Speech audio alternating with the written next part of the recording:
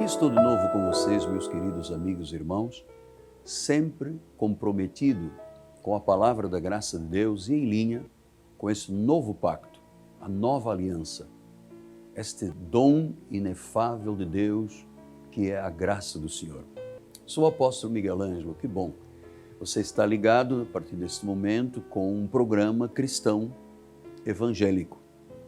Não estou aqui mercadejando a palavra. Estou aqui para lhe anunciar coisas boas e importantes da parte do Senhor Jesus Cristo. A Igreja Evangélica Cristo Vive, que é composta de um numeroso povo, dá o suporte para que nós possamos, então, interagir e criar essa sinergia com centenas, quizás milhares de pessoas.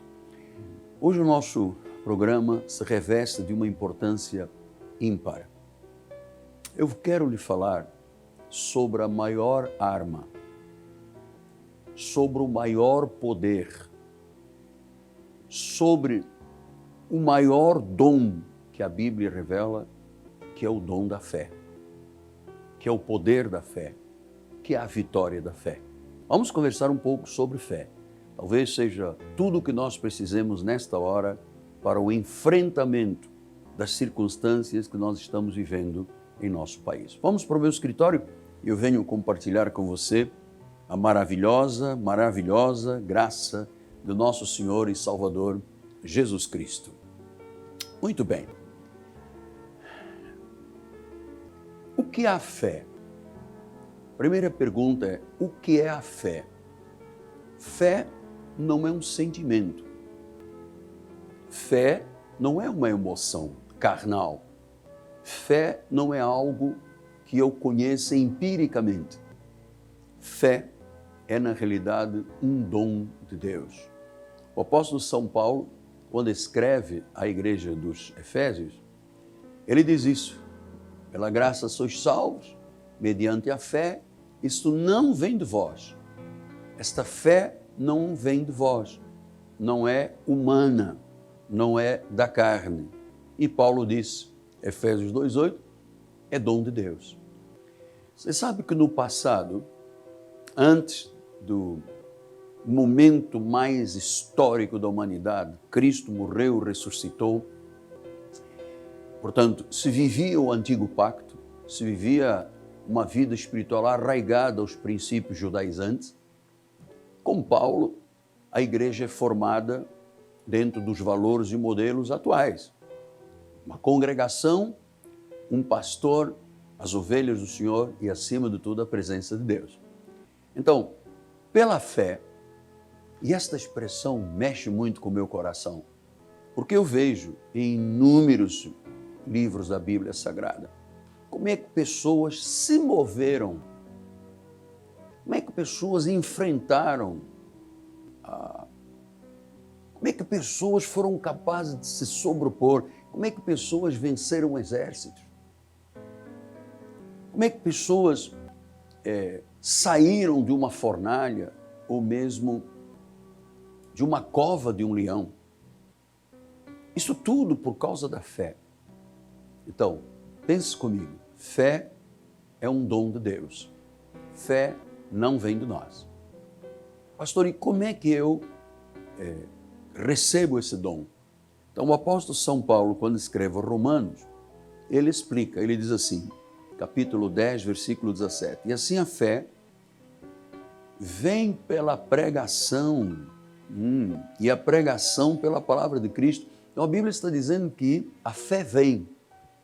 Quer dizer que a fé existe, é um dom de Deus, é uma dádiva de Deus, é um carisma de Deus, é algo que nos faz imaginar e pensar em coisas grandiosas, sobrenaturais. Tudo isso são atitudes da fé. Mas Paulo está dizendo que a fé vem pela pregação e a pregação da palavra de Cristo. Você veja como é que é importante termos este conhecimento. A fé vem. Ou seja, Deus tem um dom. Quando eu ouço a palavra de Cristo, quando eu ouço o Evangelho eterno, quando os meus olhos espirituais são iluminados, quando o meu coração é circuncidado com a palavra, quando eu passo por um novo nascimento, quando eu sou reconciliado com Deus, isto tudo, amado, começa com a pregação da fé.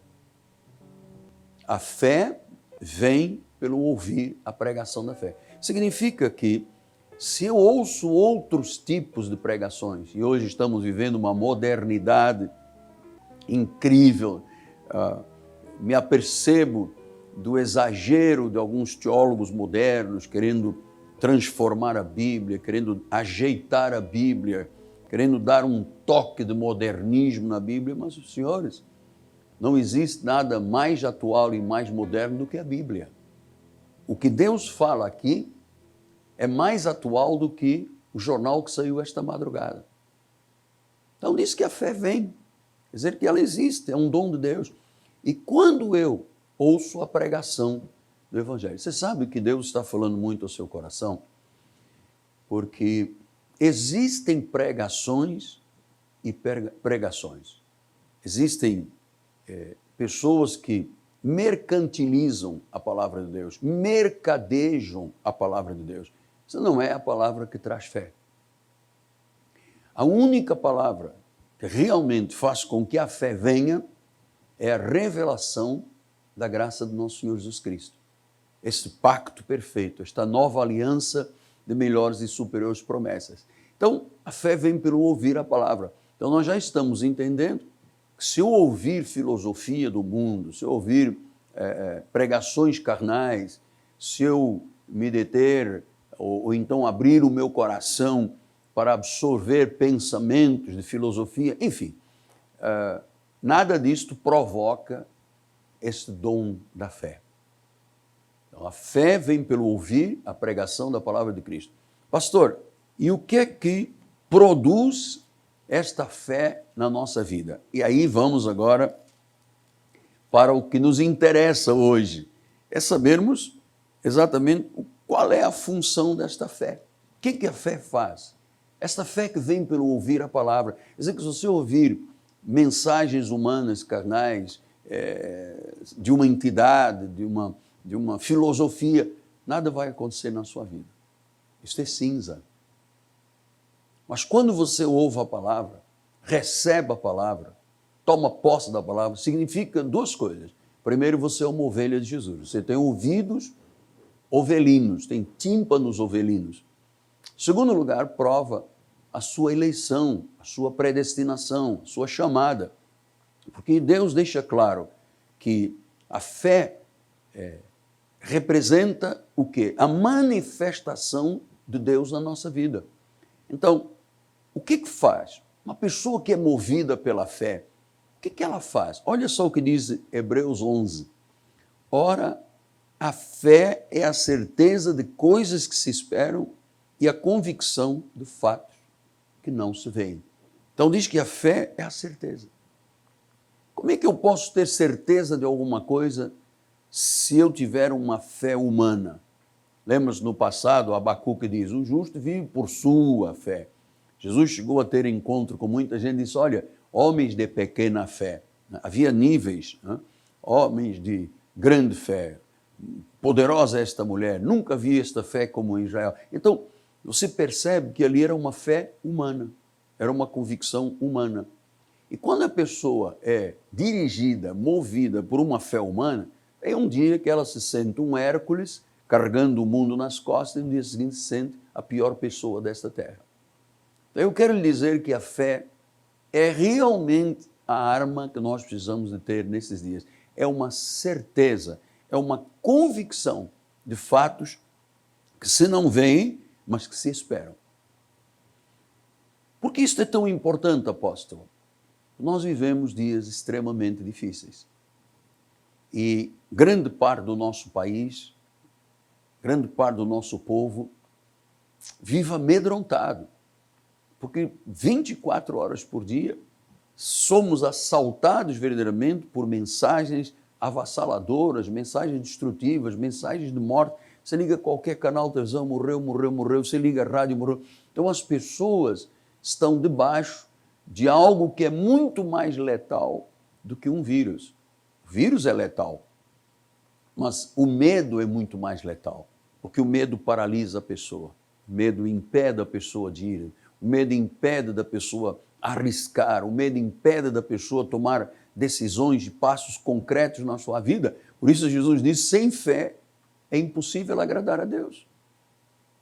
Sem fé eu não faço absolutamente nada na minha vida.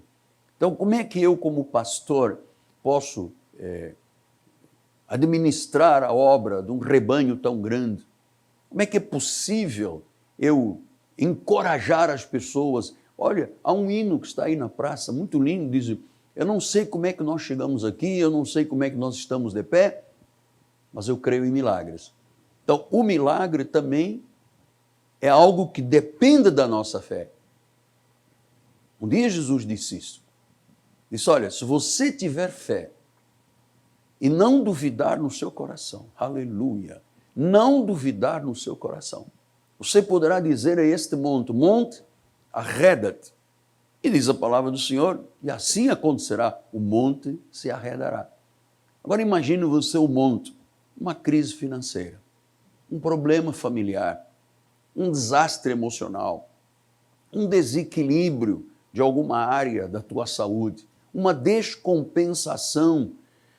Você sabe, os médicos estão dizendo, e nós acreditamos nisto, claro, na ciência, que quando há uma comorbidade descompensada, a pessoa fica muito vulnerável.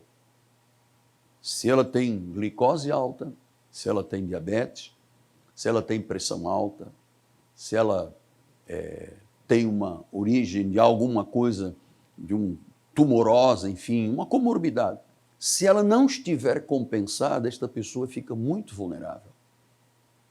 Como é que eu, com todas as vulnerabilidades da vida, posso viver dizendo, eu creio, eu acredito? Isso não pode ser uma convicção humana, não pode ser uma coisa que venha do meu peito, tem que vir do alto, tem que vir do Senhor. Então, quando eu vivi 21 anos na Igreja Católica, eu não tinha noção nem de quem era Deus, nem da Bíblia, nem fé absolutamente, porque eu me dedicava a uma religião. Religião é uma coisa amorfa, religião não leva a nenhum lugar. Religião, você sabe o que se faz por causa da religião, em muitos lugares deste mundo. O que eu estou lhe falando é de uma experiência viva, uma experiência viva com Deus. Quando você diz, Senhor Jesus, Tu és o meu Senhor, eu te recebo como Senhor e Salvador, este dom já está na tua vida, porque ninguém pode dizer que Jesus é o Senhor se não for pelo Espírito. Então, é maravilhoso ver uma pessoa que tem fé, que age pela fé, que se move pela fé. O apóstolo São Paulo explicou à igreja dizendo, olha, nós cristãos não andamos pelo que vemos. Se eu andar pelo que eu vejo, que eu ouço, que eu leio, eu vivo totalmente ao quebrado.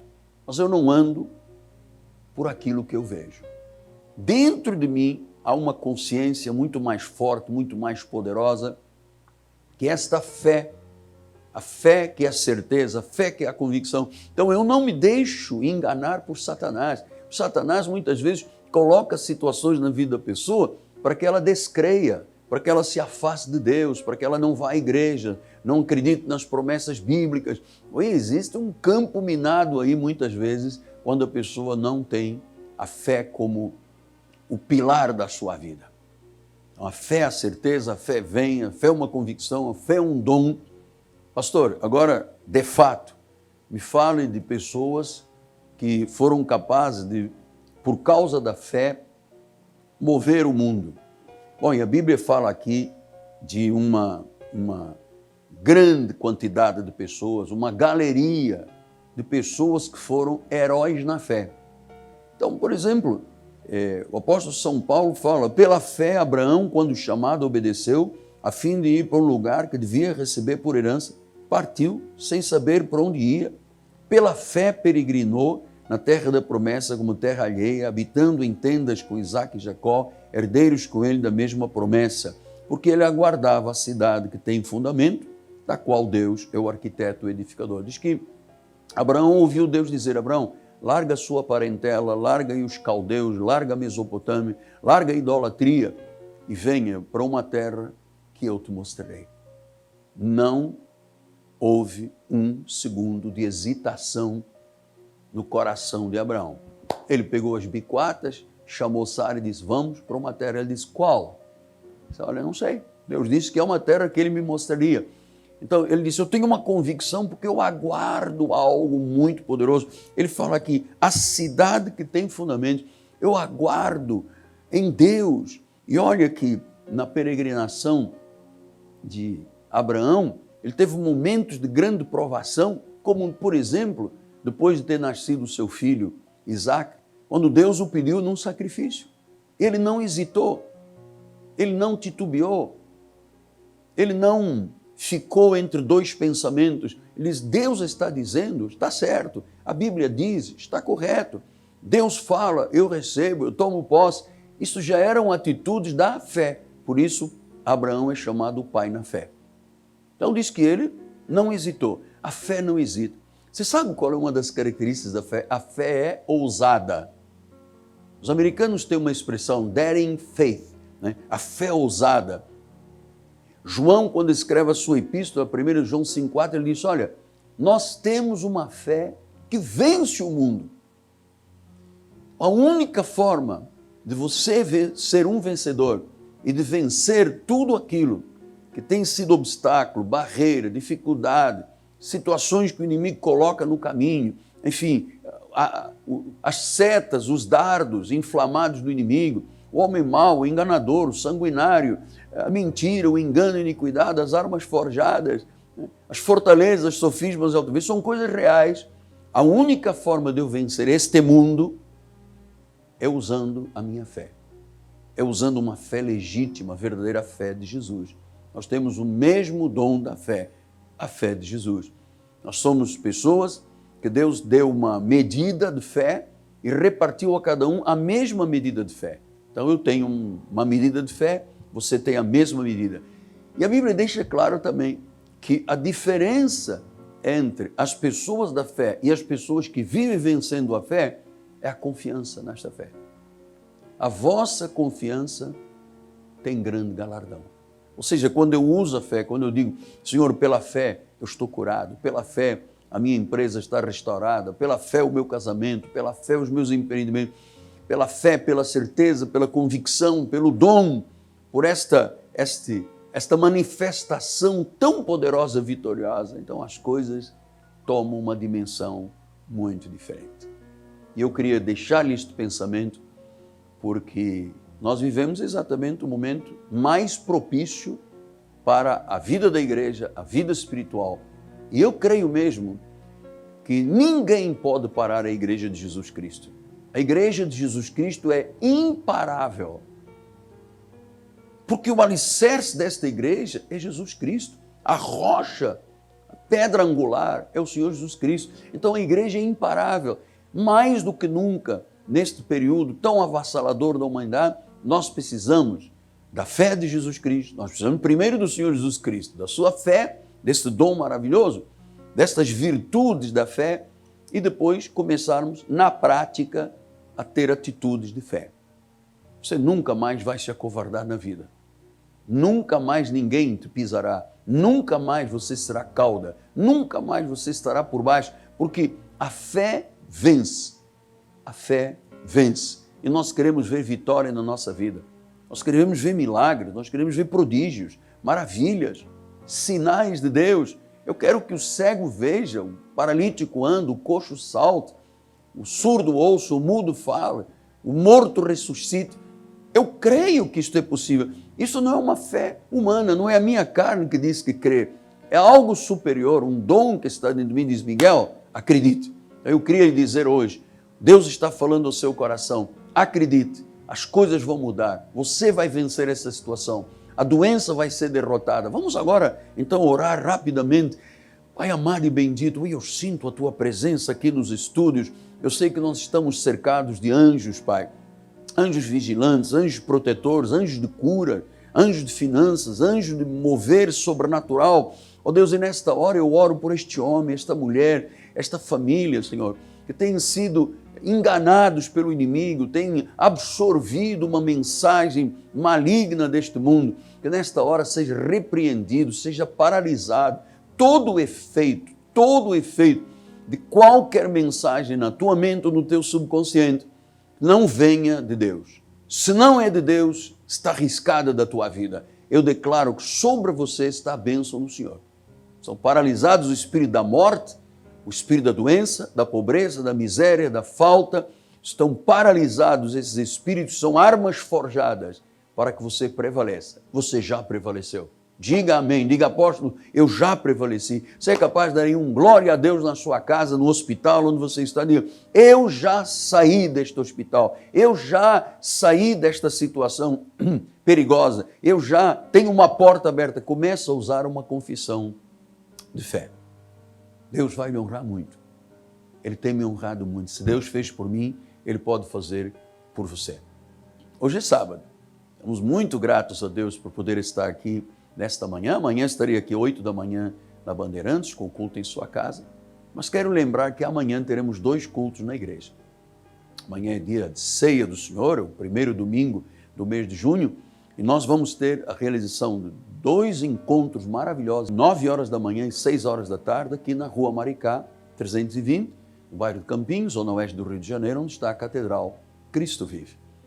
9 da manhã e 6 da tarde. Nós temos um telefone de contato, 30 17 90 90. Gostaria muito que você viesse. Nós estamos falando numa série de mensagens muito intensa e profunda, aquilo que é o mais refinado da Bíblia, que é o ministério dos anjos, angiologia. Nós estamos compreendendo virtuosa e sabiamente o que é viver cercado de um mover sobrenatural e angelical. Você vai ouvir coisas inefáveis e a sua vida vai mudar. Termino agradecendo a Deus de todo o meu coração de poder estar aqui tão íntimo com você, podermos compartilhar a palavra, podermos de forma tranquila absorver os ensinamentos do Espírito. Obrigado pelo que Deus já fez em tua vida. Deus já fez esta manhã algo muito grande na tua vida. Amém? Quero agradecer ao povo da igreja e quero agradecer em particular a um casal de Deus. Um casal jovem, empresários, Rodrigo e Fabiana Ambrosio, donos do Turbomil. Turbomil é um mercado do século 21, em Vila Emílio Mesquita. Muitas pessoas dão testemunho que elas, ao comprarem no mercado Turbomil, são muito abençoadas. Eu recomendo em nome de Jesus. Obrigado, meu querido filho Rodrigo Ambrosio e Fabiano, pelo exemplo, o testemunho do que vocês fazem, pregam e vivem a palavra, dando suporte a esta programação. Quero terminar dizendo que agora você vai ouvir minha filha mais velha, a bispa nacional, a minha filha primogênita, que vai falar sobre literatura. Amém? Obrigado à minha equipe de televisão, obrigado ao Senhor Jesus por nos dar este privilégio de sermos porta-vozes da sua vontade. Um domingo muito feliz, um final de semana abençoadíssimo. E olha, em Cristo você já venceu. Em Jesus Cristo você já triunfou. Porque maior é o que está em nós do que aquele que está neste mundo. Se Deus é por nós, quem será contra nós? Já caiu. Muito bom dia. Graça e paz. Fique com as bispas, por favor. Até o próximo encontro. Olá, graça e paz. No livro do apóstolo Miguel Ângelo, A Segurança da Salvação, na página 21, diz assim: Quando Cristo morreu na cruz do Calvário, há 2000 anos, ofereceu-nos a provisão eterna para a salvação. A palavra de Deus garante que Ele morreu pelos nossos pecados. Surge então uma questão: por quais pecados Jesus morreu? Se a provisão do Calvário foi total, isso quer dizer que todos os nossos pecados, passados, presentes e futuros, foram encravados na cruz. Se um pecado nosso anulasse a nossa relação com Deus, o sangue derramado no Calvário não teria sido suficiente para pagar os nossos pecados. Mas a Bíblia mostra que Jesus Cristo nos deu eterna redenção e a vida eterna. Ele veio buscar e salvar o que se havia perdido. Portanto, a provisão do sacrifício de Jesus Cristo é para toda a nossa existência, porque para Deus não existe tempo, não há nem passado e nem futuro, porque Ele é eternamente presente. Uma vez que fui perdoado, perdoado estou para sempre. Jesus jogou os pecados de cada um de nós no mar do esquecimento, e Ele mesmo disse que nunca mais se lembraria das nossas iniquidades. Ora, se Jesus Cristo não mais se lembra dos nossos pecados, quem é o homem para lembrar-se deles? Paulo diz que temos o ministério da reconciliação e não imputamos pecados aos homens.